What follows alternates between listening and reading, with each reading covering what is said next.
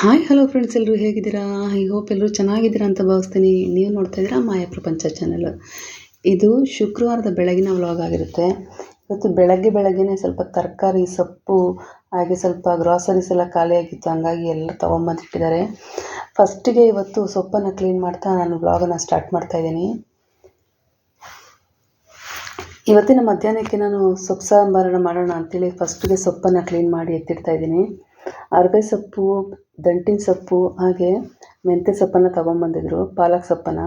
ಹಂಗಾಗಿ ಎಲ್ಲ ಒಂದು ಸತಿ ಕ್ಲೀನ್ ಮಾಡಿ ಎತ್ತಿಟ್ಬಿಟ್ರೆ ಫ್ರಿಜ್ಜು ಕೂಡ ಜಾಸ್ತಿ ಗಲೀಜಾಗಲ್ಲ. ಯಾಕೆಂದರೆ ಸೊಪ್ಪು ತರುವಾಗ ಬೇರಿನಲ್ಲಿ ತುಂಬ ಮಣ್ಣಿರುತ್ತಲ್ವ, ಹಂಗಾಗಿ ಡೈರೆಕ್ಟಾಗಿ ನಾವು ಫ್ರಿಜ್ಜಲ್ಲಿ ಇಡೋಕ್ಕಾಗೋದಿಲ್ಲ. ಈ ಥರ ನೀಟಾಗಿ ಬೇರನ್ನೆಲ್ಲ ಕಟ್ ಮಾಡಿ ಸ್ವಲ್ಪ ಕ್ಲೀನ್ ಮಾಡಿ ಎತ್ತಿಟ್ರೆ ನಮಗೆ ಬೇಕಾದ ಟೈಮಲ್ಲಿ ಸೊಪ್ಪನ್ನು ಯೂಸ್ ಮಾಡ್ಕೋಬೋದು ಅಡುಗೆಗಳಿಗೆ. ಹಾಗೆ ಇವತ್ತು ಒಂದು ಹೆಲ್ತಿ ಬ್ರೇಕ್ಫಾಸ್ಟನ್ನು ನಾನು ಶೇರ್ ಮಾಡ್ಕೊತಾ ಇದ್ದೀನಿ. ಏನಪ್ಪ ಅಂತಂದರೆ, ಮೊಟ್ಟೆ ಜೊತೆಗೆ ಹೆಸರುಬೇಳೆಯನ್ನು ಸೇರಿಸಿ ದೋಸೆ ಮಾಡ್ತಾಯಿದ್ದೀನಿ. ಇನ್ಸ್ಟೆಂಟ್ ದೋಸೆ ಇದು, ತುಂಬ ಬೇಗ ಆಗುತ್ತೆ.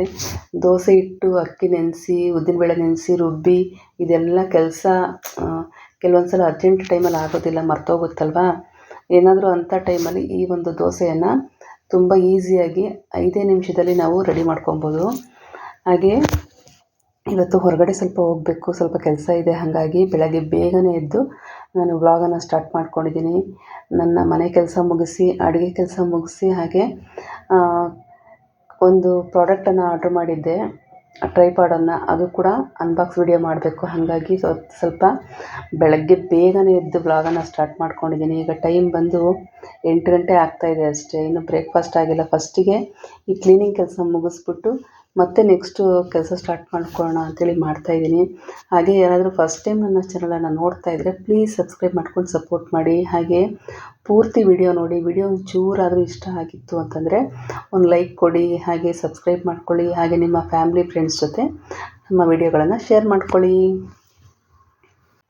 ಹಾಗೆ ಸ್ವಲ್ಪ ಗ್ರೋಸರೀಸು ತೊಗೊಂಡು ಬಂದಿದ್ರು ಅಂತ ಹೇಳಿದ್ನಲ್ಲ, ಏನಪ್ಪ ಇದರಲ್ಲಿ ವಿಶೇಷ? ಎಲ್ಲರ ಮನೇಲೂ ಗ್ರೋಸರೀಸ್ ತರ್ತಾರೆ, ಅದನ್ನು ತೋರಿಸ್ಬೇಕಾ ಅಂತ ಅಂದ್ಕೊಬೋದು ನೀವು. ನಿಜ, ತೋರಿಸ್ಲೇಬೇಕು. ಯಾಕೆ ಅಂತಂದರೆ ಇದರಲ್ಲಿ ಒಂದು ವಾಷಿಂಗ್ ಮಿಷಿನ್ಗೆ ಹಾಕುವಂಥ ಲಿಕ್ವಿಡ್ ನಾವು ಯಾವಾಗಲೂ ಇದನ್ನೇ ತೊಗೊಂಬರೋದು.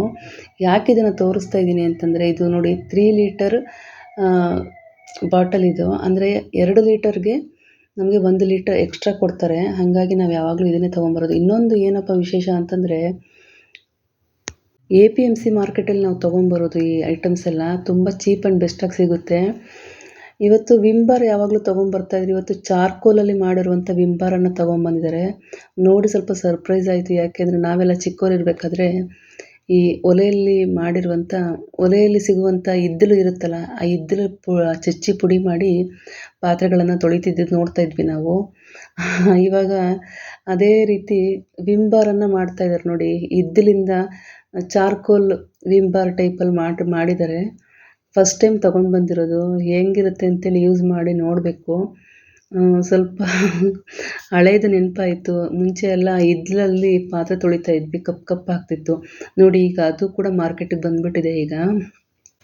ಇವತ್ತು ಬೆಳಗಿನ ಬ್ರೇಕ್ಫಾಸ್ಟಿಗೆ ನಾನು ಹೆಸರುಬೇಳೆ ಮತ್ತು ಮೊಟ್ಟೆಯನ್ನು ಸೇರಿಸಿ ಒಂದು ಹೆಲ್ತಿ ಬ್ರೇಕ್ಫಾಸ್ಟನ್ನು ಮಾಡ್ತಾಯಿದ್ದೀನಿ. ನೋಡಿ, 1 ಕಪ್ ಹೆಸರುಬೇಳೆಯನ್ನು ಸ್ವಲ್ಪ ಬೆಚ್ಚಗಿರುವ ನೀರಿನಲ್ಲಿ ನೆನೆಸಿಟ್ಟಿದ್ದೀನಿ.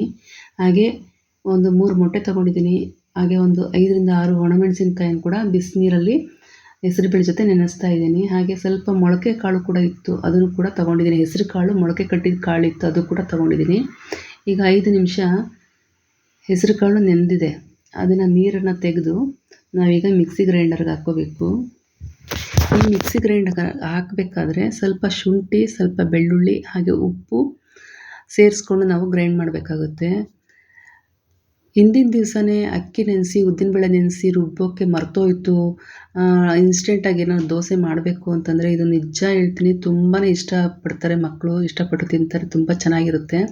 ಖಂಡಿತ ಒಂದು ಸತಿ ಟ್ರೈ ಮಾಡಿ ನೋಡಿ. ನೆನೆಸಿರುವಂಥ ಹೆಸರುಬೇಳೆ, ಹಾಗೆ ಒಣಮೆಣಸು, ಹಾಗೆ ಮೊಳಕೆ ಕಟ್ಟಿರುವಂಥ ಹೆಸರು ಕಾಳು, ಅದ್ರ ಜೊತೆಗೆ ಸ್ವಲ್ಪ ಬೆಳ್ಳುಳ್ಳಿ, ಸ್ವಲ್ಪ ಶುಂಠಿ, ಇಷ್ಟನ್ನು ಹಾಕಿ ಉಪ್ಪನ್ನು ಹಾಕಿ ನಾನೀಗ ಗ್ರೈಂಡ್ ಮಾಡ್ಕೊತೀನಿ. ತುಂಬ ಬೇಗ ಆಗುತ್ತೆ, ತುಂಬ ಚೆನ್ನಾಗೂ ಇರುತ್ತೆ. ಮತ್ತು ಈ ಹೆಸರುಬೇಳೆಯಿಂದ ನಾವು ಎಷ್ಟೋ ರೀತಿಯ ಬೆಳಗಿನ ಬ್ರೇಕ್ಫಾಸ್ಟ್ಗಳನ್ನು ಮಾಡ್ತೀವಲ್ವ, ಆದರೆ ಇದು ಹೊಸ ರೀತಿಯ ಒಂದು ಬ್ರೇಕ್ಫಾಸ್ಟು. ನಾನೇ ಅಂದರೆ ಏನಾದರೂ ಒಂದು ಚೇಂಜಸ್ ಮಾಡಬೇಕು ಅಂಥೇಳಿ ಮಾಡಿರುವಂಥದ್ದು. ಖಂಡಿತ ತುಂಬ ಚೆನ್ನಾಗಿ ಬಂದಿತ್ತು. ನೀವು ಕೂಡ ಟ್ರೈ ಮಾಡಿ.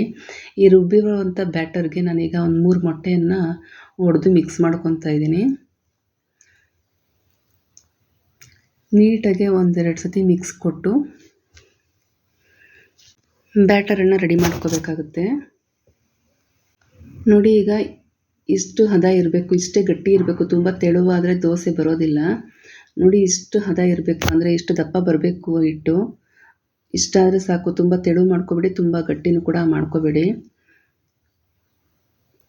ನೋಡಿ, ಈಗ ರುಬ್ಬಿರುವಂಥ ಈ ಒಂದು ಬ್ಯಾಟರ್ಗೆ ನಾನಿಲ್ಲಿ ಸ್ವಲ್ಪ ಒಣಗಿದ ಕರಿಬೇವಿನ ಸೇರಿಸ್ಕೊತಾ ಇದ್ದೀನಿ. ಹಸಿ ಕರಿಬೇವಿತ್ತು ಅಂದರೆ ಬೇಕಾದ್ರೆ ಕಟ್ ಮಾಡಿ ಹಾಕ್ಕೊಬೋದು, ಇಲ್ಲ ಗ್ರೈಂಡ್ ಮಾಡಬೇಕಾದ್ರೆ ಲಾಸ್ಟಲ್ಲಿ ಸ್ವಲ್ಪ ಹಾಕಿ 1-2 ಸತಿ ಆನ್ ಆ್ಯಂಡ್ ಆಫ್ ಮಾಡಿಕೊಂಡ್ರೆ ತರ್ತರಿಯಾಗಿ ಬಾಯಿಗೆ ಸಿಗುತ್ತೆ, ಚೆನ್ನಾಗಿರುತ್ತೆ. ಈಗ ಕರಿಬೇವನ್ನು ಹಾಕಿ ನೀಟಾಗಿ ಮಿಕ್ಸ್ ಮಾಡಿ, ನಾರ್ಮಲ್ ದೋಸೆ ಹೆಂಗೆ ಮಾಡ್ತೀವಿ ಹಾಗೆ ತವಾ ಬಿಸಿ ಮಾಡಿಕೊಂಡು ತುಪ್ಪ ಅಥವಾ ಬೆಣ್ಣೆ, ನಾನಿಲ್ಲಿ ಬೆಣ್ಣೆ ಉಪಯೋಗಿಸಿ ದೋಸೆಯನ್ನು ಮಾಡ್ತಾಯಿದ್ದೀನಿ. ಸೇಮ್ ನಾರ್ಮಲ್ ದೋಸೆ ಹೆಂಗೆ ಮಾಡ್ತಾರೋ ಹಾಗೆ ಮಾಡ್ಕೋಬೋದು. ತುಂಬಾ ಚೆನ್ನಾಗಿ ಬರುತ್ತೆ. ಎಷ್ಟು ತೆಳುವಾಗಿ ಬೇಕಾದರೂ ಮಾಡ್ಬೋದು, ಇಲ್ಲಾಂದರೆ ಎಷ್ಟು ದಪ್ಪ ಬೇಕಾದರೂ ಈ ಸೆಟ್ ದೋಸೆ ಮಾಡ್ತೀವಲ್ವ ಆ ಥರ ಕೂಡ ಮಾಡ್ಕೋಬೋದು. ಇಲ್ಲ ಬೇಡ ತುಂಬ ತೆಳುವಾಗಿ ಗರಿಗರಿಯಾಗಿ ಬೇಕು ಅಂತಂದರೆ ಹಂಗೂ ಕೂಡ ಮಾಡ್ಕೊಬೋದು. ನೀವು ಯಾವ ಥರ ಹಾಕಿದ್ರೂ ಆ ಥರ ಸೂಪರಾಗಿ ಬರುತ್ತೆ. ತವಾಗ ಅಂಟೋದಿಲ್ಲ, ಏನಿಲ್ಲ. ಒಂದು ಸತಿ ಟ್ರೈ ಮಾಡಿ ಹೇಗಿತ್ತು ಅಂತೇಳಿ ನನಗೆ ಕಮೆಂಟ್ ಬಾಕ್ಸಲ್ಲಿ ತಿಳಿಸಿ. ನೋಡಿ, ಈಗ ತವಾ ಬಿಸಿ ಮಾಡಿಕೊಂಡು, ಬಿಸಿ ಆದಮೇಲೆ ಬಟರನ್ನು ಮೇಲ್ಗಡೆ ಸ್ಪ್ರೆಡ್ ಮಾಡ್ಕೊಂಡಿದ್ದೀನಿ. ಸ್ಪ್ರೆಡ್ ಮಾಡ್ಕೊಂಡ್ಮೇಲೆ ನಾನಿಲ್ಲಿ ತೆಳುವಾಗಿ ದೋಸೆ ಹಿಟ್ಟನ್ನು ನೀಟಾಗಿ ಸ್ಪ್ರೆಡ್ ಮಾಡ್ಕೊತಾ ಇದ್ದೀನಿ. ಎಷ್ಟು ತೆಳುವಾಗಿ ಮಾಡ್ತೀರೋ ಅಷ್ಟು ಸೂಪರಾಗಿ ಬರುತ್ತೆ. ಅಥವಾ ದಪ್ಪ ಆಗಬೇಕು ಅಂತಂದರೆ ಹಂಗೂ ಕೂಡ ಮಾಡ್ಕೊಬೋದು, ತುಂಬ ಚೆನ್ನಾಗಾಗುತ್ತೆ. ಹಾಗೆ ಎಷ್ಟು ಚೆನ್ನಾಗಿತ್ತು ಅಂತಂದರೆ ಫಸ್ಟ್ ಟೈಮು ಟ್ರೈ ಮಾಡಿದ್ದು ನಾನು. ನಿಜ ಹೇಳ್ತೀನಿ, ಹೆಂಗೆ ಬರುತ್ತೋ ಅಂದ್ಕೊಂಡು ಡೌಟಲ್ಲೇ ಮಾಡಿದೆ, ಆದರೆ ಸೂಪರಾಗಿ ಬಂದಿತ್ತು. ಇದಕ್ಕೆ ಒಂದು ಕೆಂಪು ಚಟ್ನಿಯನ್ನು ಕೂಡ ಮಾಡ್ಕೊತಾ ಇದ್ದೀನಿ. ಸಿಂಪಲ್ ಕೆಂಪು ಚಟ್ನಿ. ನೀವು ಕೂಡ ಟ್ರೈ ಮಾಡಿ. ಒಂದು ದೋಸೆ ಚಟ್ನಿಯನ್ನು ಬೆಳಗಿನ ಬ್ರೇಕ್ಫಾಸ್ಟ್ಗೆ ಹೆಲ್ದಿಯಾಗಿರುವಂಥ ದೋಸೆ ಮಕ್ಳಿಗೂ ಮಾಡಿಕೊಡಿ. ನೀವು ಕೂಡ ಮಾಡಿ ತಿನ್ನಿ, ಹೇಗಿತ್ತು ಅಂತೇಳಿ ನನಗೆ ಕಮೆಂಟ್ ಬಾಕ್ಸಲ್ಲಿ ತಿಳಿಸಿ. ಇಲ್ಲಿ ಚಟ್ನಿ ಮಾಡೋದಕ್ಕೆ 1 ಕಪ್ ಹುರ್ಗಡ್ಲೆ, ಒಂದು 4-5 ಒಣಮೆಣಸಿನ್ಕಾಯಿ, ಸ್ವಲ್ಪ ಶುಂಠಿ, ಬೆಳ್ಳುಳ್ಳಿ, ಉಪ್ಪು ಮತ್ತು ಹುಣಸೆಹಣ್ಣು, ಸ್ವಲ್ಪ ಕರಿಬೇವಿನ ಸೊಪ್ಪು ಹಾಕಿ ಗ್ರೈಂಡ್ ಮಾಡ್ಕೊತಾ ಇದ್ದೀನಿ. ಇಷ್ಟೇ ಸಿಂಪಲ್. ಹಾಗೆ ಒಂದು ಈರುಳ್ಳಿಯನ್ನು ಕೂಡ ಕಟ್ ಮಾಡಿ ನುಣ್ಣಗೆ ಪೇಸ್ಟ್ ಮಾಡಿಕೊಂಡು ಚಟ್ನಿ ರೆಡಿ ಮಾಡ್ಕೊತಾ ಇದ್ದೀನಿ. ತುಂಬ ಬೇಗನೆ ಆಗುತ್ತೆ. ಈ ದೋಸೆಗೆ ಈ ಒಂದು ಚಟ್ನಿ ಸೂಪರ್ ಕಾಂಬಿನೇಷನ್ನು. ಎಲ್ಲರೂ ತುಂಬಾ ಇಷ್ಟಪಟ್ಟು ತಿಂದರು. ತುಂಬಾ ಚೆನ್ನಾಗಿತ್ತು. ನೀವು ಕೂಡ ಟ್ರೈ ಮಾಡಿ ಹೇಗಿತ್ತು ಅಂತೇಳಿ ನನಗೆ ತಿಳಿಸಿ. ಹಾಗೆ ನೆನ್ನೆ ಒಂದು ಫ್ಲಿಪ್ಕಾರ್ಟಲ್ಲಿ ಟ್ರೈಪಾಡನ್ನು ಆರ್ಡ್ರ್ ಮಾಡಿದ್ದೆ, ಅದು ಕೂಡ ಬಂದಿತ್ತು. ಅದು ಕೂಡ ಅನ್ಬಾಕ್ಸ್ ವಿಡಿಯೋ ಮಾಡೋಣ ಅಂಥೇಳಿ ಬಂದ ತಕ್ಷಣವೇ ಒಂದು ಸತಿ ಪೂರ್ತಿ ತೆಗೆದು ಚೆಕ್ ಮಾಡಿದೆ, ಸರಿ ಇದೆಯಾ ಇಲ್ವಾ ಪ್ರಾಡಕ್ಟು, ಇಲ್ಲ ಅಂತಂದರೆ ರಿಟರ್ನ್ ಮಾಡಿಬಿಡೋಣ ಅಂಥೇಳಿ. ತುಂಬಾ ಚೆನ್ನಾಗಿತ್ತು. ಆ ಒಂದು ವಿಡಿಯೋ ಕೂಡ ನಿಮ್ಮ ಜೊತೆ ಶೇರ್ ಮಾಡ್ಕೊತಾ ಇದ್ದೀನಿ. ಬೇಕಾದವರು ಆರ್ಡ್ರ್ ಮಾಡ್ಕೊಳ್ಳಿ. 956 ರುಪೀಸ್ ಇದು. ಸ್ಟ್ರಾಂಗಾಗಿ ಚೆನ್ನಾಗಿದೆ. ಯೂಸ್ ಮಾಡ್ತಾ ಗೊತ್ತಾಗುತ್ತೆ ಹೆಂಗೆ ಮೊಬೈಲೆಲ್ಲ ಕರೆಕ್ಟಾಗಿ ಹೋಲ್ಡ್ ಆಗುತ್ತಾ ಏನು ಅಂತೇಳಿ. ನೋಡಿ, ಈ ಥರ ಇದೆ. ಆಮೇಲೆ ಸರಿಯಾಗಿ ಪೂರ್ತಿ ವೀಡಿಯೋ ಕಾಣಿಸ್ತಾ ಇಲ್ಲ, ಹಂಗಾಗಿ ಇಲ್ಲಿ ಕುತ್ಕೊಂಡು ವೀಡಿಯೋ ಮಾಡ್ತೀನಿ.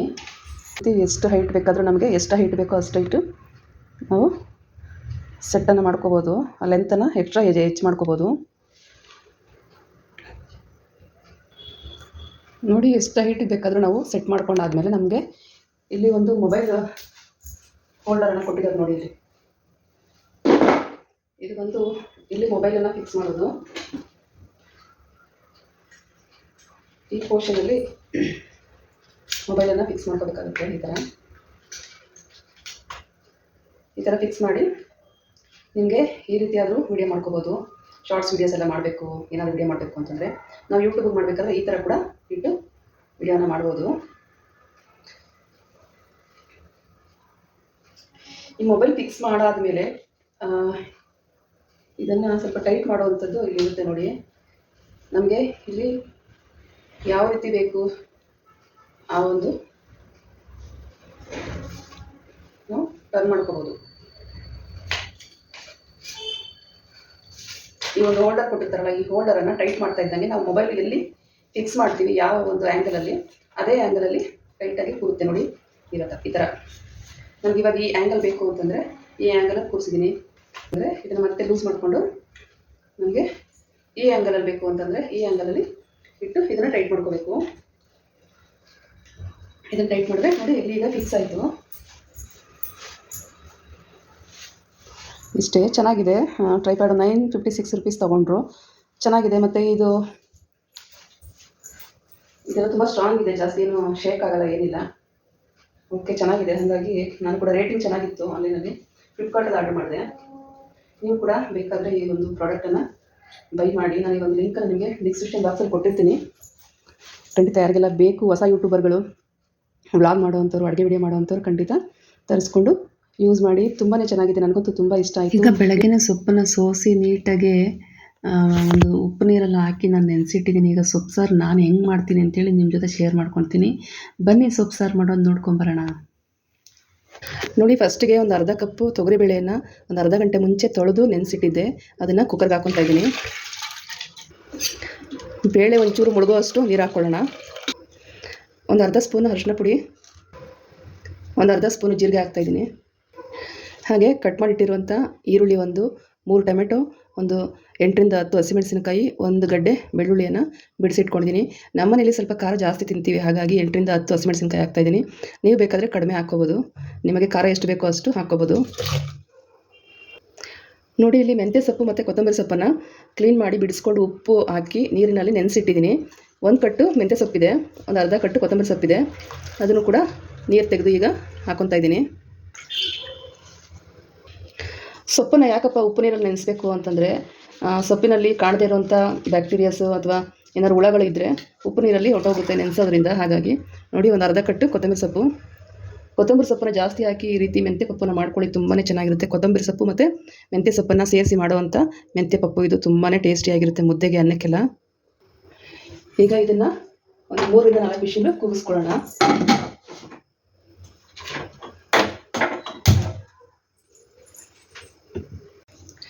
ನೋಡಿ, ಈಗ 4ರಿಂದ 5 ವಿಷಲು ಬೇಳೆ ಬೇಯಿಸ್ಕೊಂಡಿದ್ದೀನಿ, ಚೆನ್ನಾಗಿ ಬೆಂದಿದೆ.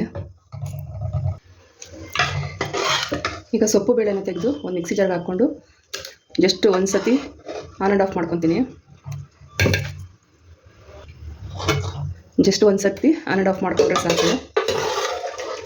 ನೋಡಿ, ಈಗ 1-2 ಸತಿ ಆನ್ ಆ್ಯಂಡ್ ಆಫ್ ಮಾಡಿಕೊಂಡು ಬಂದರೆ ನೋಡಿ ಈ ರೀತಿ ಜಾಸ್ತಿ ಸ್ಮ್ಯಾಶ್ ಆಗೋಲ್ಲ, ಸೊಪ್ಪು ಸ್ವಲ್ಪ ಬಾಯಿಗೆ ಸಿಗೋ ಥರ ಇರುತ್ತೆ. ಇದನ್ನು ನಮಗೆ ಎಷ್ಟು ಬೇಕೋ ಅಷ್ಟು ನೀರು ಮಿಕ್ಸ್ ಮಾಡಿಕೊಂಡು ಸ್ವಲ್ಪ ಉಪ್ಪು ಹಾಕಿ 1-2 ಕುದಿಸಿ ಸ್ವಲ್ಪ ಒಗ್ಗರಣೆ ಕೊಟ್ಟರೆ ನಮಗೆ ಸೊಪ್ಪು ಸಾಂಬಾರು ರೆಡಿ ಆಗುತ್ತೆ. ನೋಡಿದ್ರಲ್ಲ ಫ್ರೆಂಡ್ಸ್, ಇವತ್ತಿನ ವ್ಲಾಗ್ ಹೇಗಿತ್ತು ಅಂಥೇಳಿ. ವಿಡಿಯೋ ಒಂಚೂರಾದರೂ ಇಷ್ಟ ಆಗಿತ್ತು ಅಂತಂದರೆ ಪ್ಲೀಸ್ ಒಂದು ಲೈಕ್ ಕೊಡಿ. ಹಾಗೆ ನಿಮ್ಮ ಫ್ಯಾಮ್ಲಿ ಹಾಗೆ ಫ್ರೆಂಡ್ಸ್ ಜೊತೆ ನಮ್ಮ ವಿಡಿಯೋಗಳನ್ನು ಶೇರ್ ಮಾಡ್ಕೊಳ್ಳಿ. ನಿಮ್ಮ ಅನಿಸಿಕೆ ಅಭಿಪ್ರಾಯಗಳನ್ನು ಎಲ್ಲವನ್ನು ನಮಗೆ ಕಮೆಂಟ್ ಬಾಕ್ಸಲ್ಲಿ ತಿಳಿಸಿ. ನಾಳೆ ಮತ್ತೊಂದು ವಿಡಿಯೋದಲ್ಲಿ ನಾನು ನಿಮ್ಮನ್ನು ಭೇಟಿ ಆಗ್ತೀನಿ. ಅಲ್ಲಿವರೆಗೂ ಕೀಪ್ ವಾಚಿಂಗ್.